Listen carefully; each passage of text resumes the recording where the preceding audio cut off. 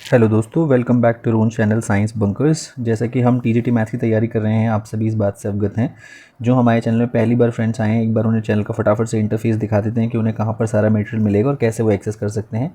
फिर क्विकली आज की वीडियो में एनालिसिस के टॉप 50 क्वेश्चन करने की कोशिश करेंगे जो प्रीवियस ईयर में पूछे गए हैं और काफ़ी इंपॉर्टेंट भी हैं। ये रहा आपका अपना चैनल साइंस बंकर्स। यहाँ पर सारी प्लेलिस्ट आपके लिए अवेलेबल है फ्रेंड्स। प्लेलिस्ट सेक्शन में जैसे ही आप यहाँ जाएंगे तो आपको वीडियोस मिल जाएंगी टीजीटी मैथ्स की। यहाँ पर हमने वीडियोस ऑलरेडी अपलोड कर दी हैं। हम रियल एनालिसिस का एक पार्ट कर चुके हैं जिसमें हमने इंपॉर्टेंट रिजल्ट एंड कॉन्सेप्ट को समझा है। इससे पहले हम एल्जेब्रा सीरीज़ कर चुके हैं, कैलकुलस कर चुके हैं, डिफरेंशियल इक्वेशन कर चुके हैं, नेम थ्योरम कर चुके हैं। ये सारे टॉपिक्स हमने कवर कर लिए हैं। आपको नोट्स कैसे एक्सेस करने हैं उसके बारे में भी हम वीडियो बना चुके हैं। हर वीडियो के डिस्क्रिप्शन सेक्शन में आपको एक ड्राइव का लिंक मिलेगा। उस ड्राइव के लिंक में सारे मटेरियल अवेलेबल है। और अगर आपको ड्राइव का लिंक फिर भी नहीं मिल रहा है तो आप हमारे टेलीग्राम चैनल पे जाइए और वहाँ के डिस्क्रिप्शन सेक्शन से आप इस लिंक को ले सकते हैं और उस लिंक के बेसिस पर ही आप इन वीडियोस को देख सकते हैं और इन वीडियोस में अवेलेबल नोट्स को आप एक्सेस कर सकते हैं। इसके साथ ही सबसे इंपॉर्टेंट जो दूसरी सीरीज़ हम शुरू कर चुके हैं दोस्तों, that is teaching methodology and pedagogy for DSSB. तो ये दोनों ही भाषाओं में उपलब्ध है आपके लिए। यहाँ पर अभी तक हमने 26 सेट्स को सॉल्व कर दिया है दोस्तों। तो आपको फटाफट से इन वीडियोस को देखना है, ज़्यादा समय नहीं देना है। 10-10, 12-12 मिनट की वीडियोस है। ये स्ट्रिक्टली न्यू सिलेबस पर बेस्ड, PYQs पर ही बेस्ड हमारी टीचिंग मेथडोलॉजी की सीरीज़ है। वेल रिसर्च क्वेश्चन है, मेन कॉन्सेप्ट कंटेंट है। और बेटर रहेगा इसे शुरू करने से पहले आप इसकी 19th वीडियो से पहले एक मैराथन क्लास है, इसे देख ले तो आपको पूरा सिलेबस समझ आ जाएगा कि डीएसएसबी एक्चुअल में क्या पूछ रहा है, आपकी अंडरस्टैंडिंग क्या होनी चाहिए और आपको क्या क्या पता होना चाहिए। उसके बेसिस पर ही आप डीएसएसबी की पेडागोजी के 10 के 10 मार्क्स स्कोर कर सकते हैं।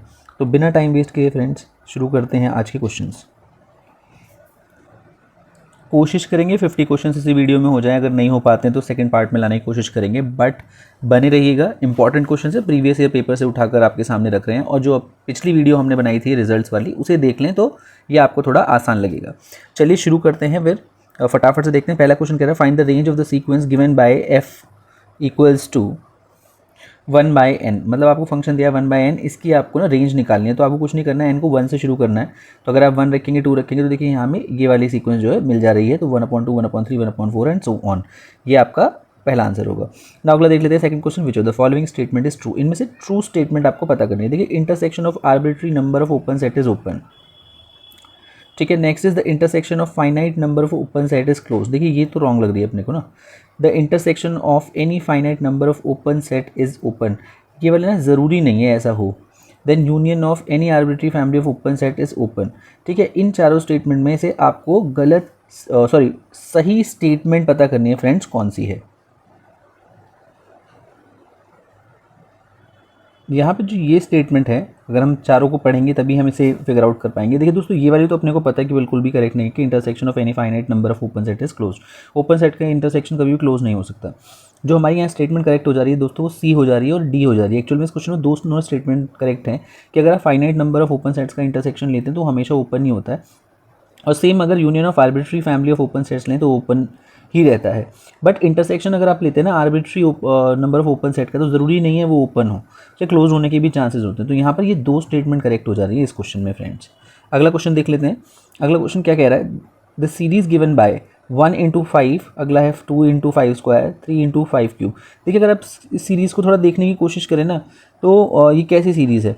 अभी हमें ना 5² और 5 की क्यूब देख कर देखने को लिख रहा है कि ज्योमेट्रिक सीरीज़ है, पर इनको मल्टीप्लाई किया हुआ 1, 2, 3 से, जो कि एक AP फॉर्म में है। तो ये एक अरिथमेटिक ज्योमेट्रिक सीरीज़ है। It's a combination of two type of series. तो अरिथमेटिक एंड ज्योमेट्रिक सीरीज़ का कॉम्बिनेशन है ये। अगला क्वेश्चन देख लेते हैं फ्रेंड्स। क्वेश्चन नंबर 4 क्या कह रहा है, इफ़ f इक्वल्स टू 2 की पावर 1, 2 की पावर 2, 2 की power 3 dash dash dash dash आगे तक जा रहा है। देखिए बाउंडेडनेस पे क्वेश्चंस पूछे गए हैं, बाउंडेड अबव और बाउंडेड बिलो पूछना चाह रहा है। तो हमें क्लियरली दिख रहा है कि बाउंडेड बिलो तो है, बाउंडेड अबव में कुछ भी नहीं है। तो f is bounded below by 2 but unbounded above. तो इसका करेक्ट आंसर हो जाएगा दोस्तों पहला। नेक्स्ट क्वेश्चन देख लेते हैं, विच of the following is uncountable. देखिए बहुत इंपॉर्टेंट है, इन रिजल्ट्स को ना लिख के रख लीजिएगा, इनमें से कौन सा अनकाउंटेबल होता है। Which of the following is uncountable. देखिए set of all integers are considered mathematically it is countable, है ना। कार्डिनैलिटी और 1-to-1 क्रॉसपेंडेंस अगर आप निकालेंगे तो ये काउंटेबल है। फिर वो पूछ रहा है कि द यूनिट इंटरवल 0 to 1। देखिए ये वाला जो है ये हमारा अनकाउंटेबल में आएगा। Even the set of rational number, इस इंटरवल में set of rational number is although density theorem कहते हैं इनफाइनाइट है, but that is also countable. Every subset of countable set that is also countable. तो हमारा जो करेक्ट आंसर होगा unit interval 0 to 1 होगा। आंसर की के हिसाब से भी इन्होंने यही दिया हुआ है, अगर आप ब्रॉडर अंडरस्टैंडिंग से देखने की कोशिश करें, क्योंकि सेट ऑफ ऑल इंटीजर्स जो होते हैं वो भी काउंटेबल होते हैं, और यूनिट इंटरवल में जो होते हैं वो एक्चुअल में यूनिट इंटरवल में जो वैल्यूज़ होती है ना रियल नंबर्स की, वो अनकाउंटेबल होती है, और जो सेट ऑफ रैशनल नंबर है वो 0 से 1 में काउंटेबल ही माना जाता है। ठीक है, अगला क्वेश्चन देख लेते हैं फ्रेंड्स। नेक्स्ट क्वेश्चन है विच थ्योरम स्टेट्स दैट, अभी थोड़ी देर पहले मैं डेंसिटी थ्योरम की बात कर रहा था, फिर से आपके सामने डेंसिटी थ्योरम आ गई है। नेम थ्योरम जो हमने इंपॉर्टेंट थ्योरम कही थी ना, वहाँ पे भी आप देखेंगे तो आपको ये डेंसिटी थ्योरम मिल जाएगी कि between any two distinct numbers there lies at least one rational number and hence there lies many rational numbers. तो एक होगा फिर एक और होगा, तो ऐसे बहुत सारे रैशनल नंबर्स जो हैं लाई करते हैं। This is called density theorem. अगला क्वेश्चन देख लेते हैं फ्रेंड्स। क्वेश्चन नंबर 7, आपको एक सीक्वेंस दी हुई है और सीरीज दी हुई है और आपसे पूछा है ये कैसी है। तो ध्यान से देखें, अगर ये किस फॉर्म की दिख रही है आपको, इसमें दिख रहा है 1/2 × 3 प्लस में 2/3 × 4 एंड सो ऑन चल रही है। तो अगर आप इसे देखें तो ये कुछ ऐसी फॉर्म की दिख रही है, n+1 एंड n+2 फॉर्म की दिख रही है, where sigma n equals to goes from I think 1 to infinity जा रहा है आपका n। इस फॉर्म की आपको ये यहाँ पर नज़र आ रही है फ्रेंड्स। तो अगर आप इसे सॉल्व करेंगे थोड़ा सा और आप देखेंगे तो ये सीक्वेंस के जो रिजल्ट को आप सॉल्व करने की कोशिश करेंगे तो आपको इसका आंसर मिलेगा, और फिर आप इसकी लिमिट्स की हेल्प से आप इस क्वेश्चन को आराम से कर सकते हैं। तो कैसे करेंगे, देखिए यहाँ से n को अपन अलग कर लेंगे, तो सिग्मा ऑफ, है ना, या फिर हम कहेंगे limit n tends to infinity, n यहाँ से आपने कॉमन ले लिया, तो ब्रैकेट में आपके पास बचेगा 1/n+1 एक ब्रैकेट है और दूसरा है n+2, ये सेकंड ब्रैकेट है। अब देखिए सर ना, पार्शियल वाले के हिसाब से अगर आप खोलने की कोशिश करें तो यहाँ पर हम ax + bx फॉर्म जब इसे करने की कोशिश करते हैं तो इस तरीके से ब्रेक हो सकता है। अगर आप इसे देखें तो ये बचेगा 1/n+1 एक फैक्टर है, और यहाँ पे आएगा -1/n+2, है ना। इस तरीके से इस ब्रैकेट को तो आप तोड़ सकते हैं ना, इस वाले ब्रैकेट को आप इसे इस फॉर्म में तोड़ सकते हैं। तो यहाँ पे आप देखेंगे जब इसको ब्रैकेट फॉर्म में खोलने की कोशिश करेंगे तो ये आपको कुछ ऐसा, यहाँ पर जो बचेगा वो आपके पास यहाँ से जो रिजल्ट बचेगा दोस्तों वो बचेगा 1/n+1, है ना, ये फॉर्म आपके पास बच जाएगी। और ये 1/n+1 को अगर आप n = 1 से ले जा रहे हैं, या फिर हम इसे कहें कि हम इसे 1/n के बराबर भी तो देख सकते हैं ना। सो 1/n अगर आपको p वैल्यू वाले से याद हो तो हम इसे 1/n को कैसे करते हैं, p वाली वैल्यू के हिसाब से अगर आप इसको याद करने की कोशिश करें तो इस फॉर्म की जो भी वैल्यू होगी, अगर p यहाँ पे कितना दिख रहा है 1, तो मैंने आपको पहले ही बताया था अगर p <1 है या इक्वल टू भी 1 है तो ऐसी सीक्वेंस क्या करते हैं दोस्तों, डाइवर्ज करती हैं। तो this is called the divergent sequence friends. अगला क्वेश्चन देख लेते हैं क्विकली। क्वेश्चन नंबर 8 क्या कह रहा है, find the terms of the sequence. यहाँ पे एक सीक्वेंस आपको दी है, सीक्वेंस देखिए किस फॉर्म की है, 1+1/n²। इसके आपको सीक्वेंस ढूंढने के लिए दी है दोस्तों, बड़े आराम से आप इसे ढूंढ सकते हैं। देखिए सामने ही आपको दिख रही है सी ऑप्शन, 2, 5/4, है ना, 10/9। आप इसे सॉल्व करेंगे तो आपको इसका डायरेक्ट आंसर सी मिल जाएगा फ्रेंड्स। वैल्यू पुटिंग मेथड से आप इसे आराम से कर सकते हैं। अगला क्वेश्चन देख लेते हैं फ्रेंड्स। आपके सामने एक और सीक्वेंस दी हुई है, क्वेश्चन नंबर 9 देख लेते हैं दोस्तों। तो यहाँ देखिए, देखते ही पता चल जा रहा है अपने को कैसी सीरीज़ नज़र आ रही है। मुझे देखते ही नज़र आ रहा है कि ये हमारी ज्योमेट्रिक सीरीज़ है, और ज्योमेट्रिक सीरीज़ देखिए किस फॉर्म की नज़र आ रही है अपने को, ये मुझे नज़र आ रही है सिग्मा, है ना, 1/5 की पावर n फॉर्म की अपने को नज़र आ रही है ना, कि यहाँ पर जो an है वो कुछ नहीं है, r की पावर n की फॉर्म में है, जहाँ पे n जो है आपका वो कहाँ से कहाँ जा रहा है दोस्तों, n = 0 से इन्फिनिटी की तरफ जा रहा है। तो 0 रखेंगे तो 1 मिल जाएगा, 1 रखेंगे तो 1/5, 2 रखेंगे तो 1/5²। तो इस फॉर्म की आपको ये ज्योमेट्रिक सीरीज़ मिल रही है। और ज्योमेट्रिक सीरीज़ का पिछली वीडियो में हमने रिजल्ट बताया था कि r अगर <1 है तो, और r < 1 है तो किस तरीके से जो इसकी मूवमेंट होती है। तो यहाँ पे देखिए r की वैल्यू क्या, 1/5, तो अपना 1/5 जो है दोस्तों वो < 1 है।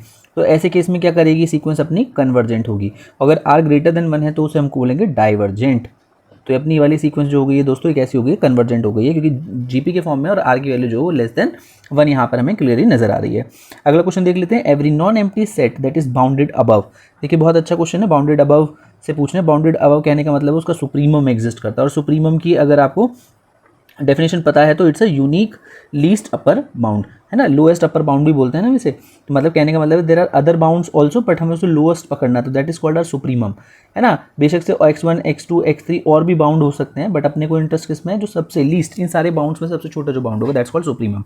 So every non empty set that is bounded above, जैसे आप बाउंडेड अबव कह रहे हैं तो उसका पक्का एक सुप्रीमम होगा, which means it has a unique least upper bound. Next question देख लेते हैं, every bounded sequence of a real number has a convergent सब सीक्वेंस। देखिए ये नेम्ड थ्योरम में भी मैंने आपको पढ़ाई थी, पिछले वाले नोट्स जो मैंने कराए हैं अपने को एनालिसिस वाले उसमें भी है। तो 11वें क्वेश्चन का आंसर दोस्तों आपको कमेंट सेक्शन में बताना है कि इन थ्योरम में से कौन सी है। और अगर आप हमारे साथ शुरू से जुड़े हुए हैं ना तो यहाँ से एलिमिनेशन के मेथड से बता सकते हो आप, आपको ज़्यादा सोचने की जरूरत नहीं है, एलिमिनेशन का तरीका लगाए तो भी आप इसका आंसर बता सकते हैं। क्विकली चलते हैं, क्वेश्चन नंबर 12 देख लेते हैं दोस्तों, विच of the following properties, which of the following is the property of limits. देखिए लिमिट्स की प्रॉपर्टी पूछना है ना, लिमिट्स तो हमने इसी में कर रहे हैं एनालिसिस में ना। तो मोनोटोनिसिटी जो है वो लिमिट्स की प्रॉपर्टी होती है, एसोसिएटिविटी, कॉम्यूटेटिविटी और क्लोजर इसकी प्रॉपर्टी नहीं होती है, लिमिट्स में नहीं गिनते हैं, मोनोटोनिसिटी को हम मानते हैं ना, एक दिष्टता जैसे हिंदी में कहते हैं। अगला देख लेते हैं, क्वेश्चन नंबर 14 से sequence whose element becomes arbitrary close to each other as the sequence progress are. देखिए उस सीक्वेंस की बात कर रहा है, वो पूछ रहा है कि sequence whose element become arbitrary close to each other, है ना, बहुत क्लोज आने लगते हैं एज सीक्वेंस प्रोग्रेस। तो सीक्वेंस जैसे जैसे बढ़नी शुरू होती है तो उसे क्या, कौन से सीक्वेंस कहते हैं, मोनोटोनिक, डायरेक्ट, कॉशी या फिर मॉलिक्यूल। तो मॉलिक्यूल और देखिए डायरेक्ट सीक्वेंस जैसा तो कुछ नहीं है, मोनोटोनिक सीक्वेंस है, कॉशी सीक्वेंस में से एक होगा।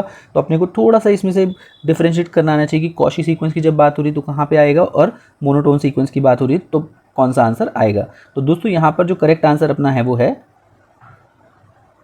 Cauchy sequence. तो कॉशी सीक्वेंस क्यों कह रहे हैं दोस्तों, कॉशी सीक्वेंस वो सीक्वेंस होती है जहाँ पे एलिमेंट जो है ना बहुत क्लोज आने शुरू कर लेते हैं, है ना, इसीलिए बहुत स्मॉल पॉजिटिव डिस्टेंस के अंदर ही होने लगता है, all excluding a finite number of element. अगर हम उसे अलग कर दें तो दैट इज हम कॉशी सीक्वेंस की यहाँ पर बात कर रहे हैं फ्रेंड्स। अगला क्वेश्चन देख लेते हैं फटाफट से, an alternating series, question number 14 देख लेते हैं। क्वेश्चन नंबर 14 क्या कर रहा है, an alternating series will converge if the terms a n converges to dash monotonically.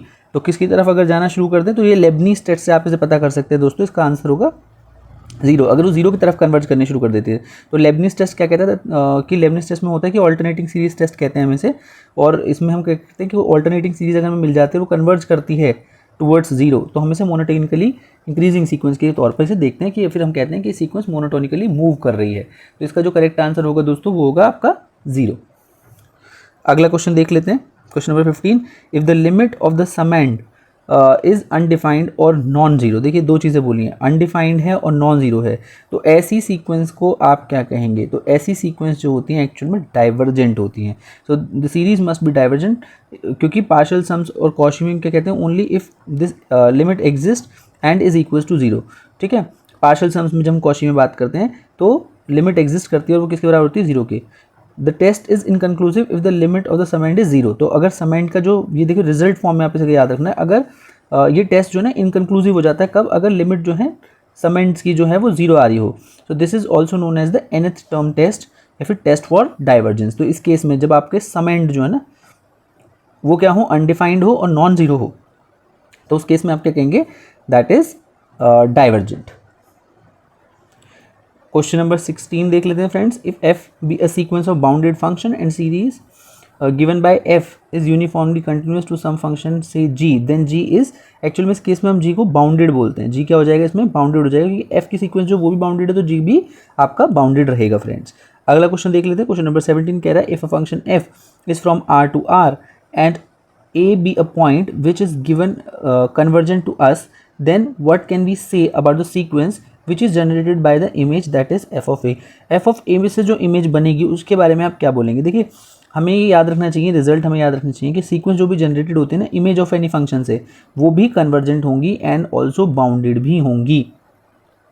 तो यहाँ पर आप क्या कहना चाह रहे हैं, यहाँ पे देखिए उन्होंने क्या बोला है कि कन्वर्जेंट, तो सीक्वेंस के बारे में आप क्या कहते हैं, generated sequence will also be convergent. तो हमने यहाँ पे सीखा कि ये कन्वर्जेंट होगी, बट दोस्तों ये बाउंडेड भी हो सकती है। तो यहाँ पर अप्रोप्रिएट आंसर जो होगा वो मोर बाउंडेड होगा, बिकॉज वो इस पॉइंट की बात कर रहा है कि ए जो है ना, a be a point which is given convergent to us, तो उसके बेसिस पे एफ ऑफ ए अगर वो पूछ रहा है तो इस केस में हम कहेंगे bounded will be more appropriate as compare to convergent. अगला क्वेश्चन देख लेते हैं दोस्तों, क्वेश्चन नंबर 18 कह रहा है, every bounded sequence with a unique limit point is. अगर कोई बाउंडेड सीक्वेंस है और उसका एक लिमिट पॉइंट है, यूनिक है लिमिट पॉइंट। देखिए लिमिट पॉइंट बहुत कुछ हो सकते हैं ना, लिमिट पॉइंट वो पॉइंट होते हैं जहाँ पे क्लटरिंग होने लगती है सीक्वेंस की, तो यहाँ पर लिमिट भी अगर एग्जिस्ट कर रही है फिर लिमिट पॉइंट उसका एक यूनिक है, तो ऐसी सीक्वेंस को हम हमेशा कन्वर्जेंट सीक्वेंस कहते हैं फ्रेंड्स। अगला पूछा है आपसे question number 19, the sum of series n sin n is, इस क्वेश्चन में आपको ना ये स्टैंडर्ड रिजल्ट हैं, ये थोड़े स्टैंडर्ड रिजल्ट हमें ना थोड़ा याद रखने पड़ते हैं फ्रेंड्स, क्योंकि स्टैंडर्ड रिजल्ट अगर हम याद रखेंगे तो एग्जाम में हमारा बहुत ज़्यादा टाइम बचेगा। तो इसके लिए ना इन रिजल्ट्स को थोड़ा याद करने का आप कोशिश करिए। तो इस केस में क्या होगा, अपना ये डाइवर्जेंट कहलाएगा, है ना।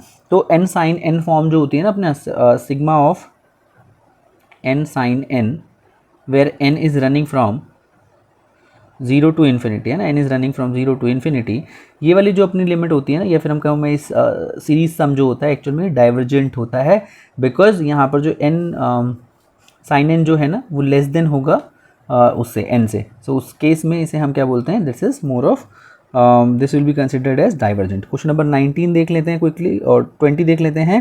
What condition is satisfy if the sequence of a function f is set to be uniformly bounded. अगर यूनिफॉर्मली बाउंडेड है ना, तो यूनिफॉर्मली बाउंडेड के लिए आपको पता है कि एक अपर बाउंड उसका होना चाहिए, है ना, सीक्वेंस को लेस देन एम होना पड़ेगा ना फॉर सम कांस्टेंट एम। तो इसका करेक्ट आंसर ये होगा। तो absolute value of f x should be less than और equal to m for some constant m and for all values of x, तभी ये कंडीशन पूरी होती है और हम कहते हैं कि it is uniformly bounded friends. अगला है question number 20, the greatest limit point of a bounded sequence, है ना, ग्रेटेस्ट लिमिट पॉइंट की यहाँ बात हो रही है ना, ग्रेटेस्ट लिमिट पॉइंट आपसे पूछा है ना, of a bounded sequence. Bounded sequence का ग्रेटेस्ट लिमिट पॉइंट एक्चुअल में क्या होता है, limit superior of that sequence. तो लिमिट सुपीरियर ऑफ एफ कहेंगे दोस्तों उसे। और ऐसी अगर उसका लोएस्ट लिमिट पॉइंट है अगर कोई, है ना, तो बाउंडेड सीक्वेंस का, तो उसे हम बोलते हैं लिमिट इन्फीरियर, है ना। अगला क्वेश्चन देख लेते हैं। क्वेश्चन नंबर 22 क्या कह रहा है, any non empty set of R which is bounded above has a dash. तो देखिए यहाँ पर करेक्ट आंसर आपका है लोअर अपर बाउंड। तो देखिए क्या कह रहा है कि विच इज बाउंडेड अबव, अगर बाउंडेड अबव इसका मतलब सुप्रीमम होगा, और सुप्रीमम का मतलब क्या होता है, लीस्ट अपर बाउंड। और ये आपका है ग्रेटेस्ट लोअर बाउंड, है ना, ग्रेटेस्ट लोअर बाउंड मतलब यहाँ पे किसकी बात कर रहा है, इन्फीमम की बात कर रहा है। तो बाउंडेडनेस पे काफ़ी अच्छे क्वेश्चन पूछे हुए हैं दोस्तों। अगला है पिक द रॉन्ग स्टेटमेंट, इनमें से आपको गलत स्टेटमेंट ढूंढनी है। देखिए इसके लिए ना रिजल्ट वाली वीडियो ज़रूर देखें अगर आपने अभी तक नहीं देखी है, क्योंकि अगर आप वो वाली वीडियो देखेंगे तभी आपकी अंडरस्टैंडिंग इन क्वेश्चन को करने की ना और स्ट्रॉन्ग होगी, तभी आपको पता चलेगा कि भी कॉशी सीक्वेंस अगर है तो उसके क्या क्या फीचर्स होते हैं, फिर उसके क्या क्या पॉइंटर्स होते हैं, क्योंकि कॉशी के आसपास ही घुमाई है। तो देखिए पहली स्टेटमेंट देख लेते हैं, any Cauchy sequence is bounded, very correct. Cauchy sequence हमेशा दोस्तों बाउंडेड होती है, और अपने को यहाँ रॉन्ग स्टेटमेंट ढूंढनी है। Every bounded monotonic sequence is divergent, बिल्कुल गलत। अगर कोई बाउंडेड है और मोनोटोनिक है तो बोल्ज़नोविच थ्योरम में साफ कहती है वो कन्वर्जेंट हो जाएगी। तो ये वाला जो है अपना ये स्टेटमेंट गलत है। अगली स्टेटमेंट भी चेक कर लेते हैं, any real Cauchy sequence is convergent, बिल्कुल सही है। Any convergent sequence is Cauchy, बिल्कुल सही है। इफ़ एंड ओनली इफ वाली कंडीशन अगर आपको याद हो, जो मैंने आपको कॉशी सीक्वेंस की स्टेटमेंट पढ़ाई थी पिछली क्लास में, that is a sequence converges, एक सीक्वेंस कन्वर्ज करती है if and only if it is a Cauchy sequence. अगर वो कॉशी सीक्वेंस होगी तभी वो कन्वर्ज करती है। तो any convergence sequence is Cauchy, ये अपने को याद रखना है। अगला क्वेश्चन नंबर 24 देख लेते हैं फ्रेंड्स। क्वेश्चन नंबर 24 कह रहा है what is the limit of the sequence. यहाँ एक सीक्वेंस दी है और यहाँ पे लिमिट पॉइंट दिया है 1, है ना, एफ इज इक्वल टू 1। तो एक तरीके से कांस्टेंट आपको सीक्वेंस दे दिया और इसका लिमिट पॉइंट पूछा, तो ऑब्वियसली लिमिट पॉइंट इसका क्या रहेगा दोस्तों, 1 रहेगा। बिना सोचे समझे इसका तो ये डायरेक्ट आंसर हमें यहाँ पे दिख जा रहा है कि इसका करेक्ट आंसर क्या होगा, अपन का 1 यहाँ पर करेक्ट आंसर होगा दोस्तों। क्वेश्चन नंबर 25 देख लेते हैं फटाफट से। क्वेश्चन नंबर 25 क्या कह रहा है, the sequence given by the interval 0 to 1 is, देखिए बहुत क्लियरली पता चल रही है, जब क्लोज इंटरवल है तो हम कहेंगे सीक्वेंसेज इस इंटरवल पर है तो वो बाउंडेड है, क्योंकि उसका लोअर बाउंड क्या है 0 और अपर बाउंड क्या है 1 फ्रेंड्स। क्वेश्चन नंबर 26 देख लेते हैं, ए क्लोज इंटरवल ए और ओपन इंटरवल बी, तो this is called semi closed set. इस सेट को हम कैसे कहते हैं, सेमी क्लोज्ड, ठीक है ना। तो ये हमारे आज के हमने 26 क्वेश्चन कर लिए हैं दोस्तों। अगली वीडियो में क्विकली बाकी क्वेश्चंस लाने की कोशिश करेंगे डिपेंडिंग ऑन योर रिस्पांस, जैसा आप रिस्पांस को देंगे। 26 क्वेश्चन कर लिए हैं टोटल, टॉप 50 क्वेश्चंस करने की कोशिश कर रहे हैं, तो बाकी क्वेश्चंस अगली वीडियो में। Thank you so much friends for joining here, all the very best for your exam. Next video में बाकी क्वेश्चंस करेंगे क्विकली।